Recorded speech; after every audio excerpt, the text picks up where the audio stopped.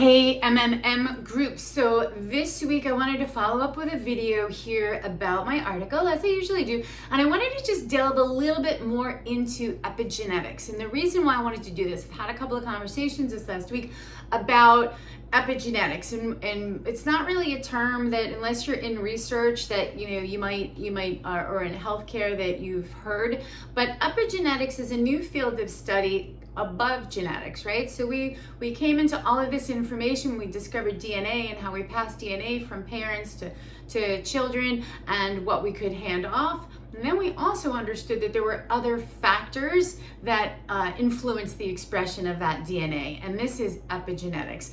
And so I wanted to bring this up because a lot of times we get stuck in this, like, maybe some of us, it's an accountability thing. We're like, oh, you know what, I really can't do anything to impact that because, my mom had this, my grandmother had this, and it's just come down the line, and now I've got this, and what are you gonna do? So I want to just point out that, well, there are some things to do, and times change. We have a lot more information now. We have a lot more ways and choices in which to manage things that maybe grandma and mom didn't have, or didn't have the education of, or we didn't even have the science for it at the time.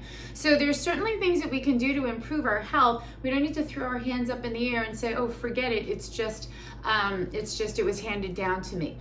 There's a saying that says, and I'm not getting into gun control, but this part of the saying is that DNA loads the gun and environment pulls the trigger. So that is pretty much true. I think it's a good example of, like, we're given sort of a certain palette. I always think about, there was, when I was in elementary school, we used to get like a piece of paper, and you get all different colors of, like, either crayon or colored pencil, and you scribble all over the different colors, and then you got this other, like, massive, like, black, I don't know what it was, right? It was probably like also like a wax kind of pastel or something, and you covered over it, so now it was black. And now you took your little etcher and you could etch so you would scrape off where the black was, and it would show those colors that you had put underneath. And that's kind of what epigenetics is, right? That the epigenetics is this pen we're going to scratch off. Like, the colors are already there underneath, and we can scratch off based on our choices of what's going to show. And if we have the same behavioral choices as our grandparents and our parents, then we're more likely to show the same types of traits. So, and that is why people are like, oh, well, I have the same thing.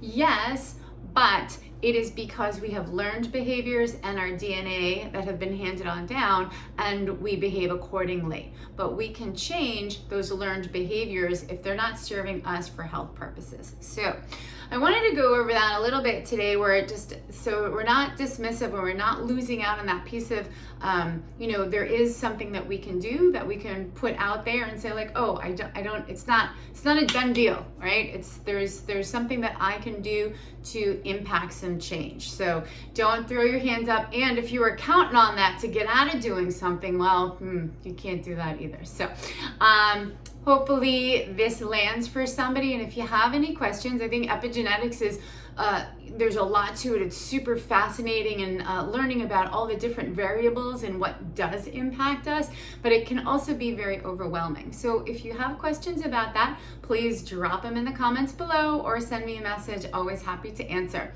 Thanks, MMMs. You guys are always awesome. Enjoy the rest of your week.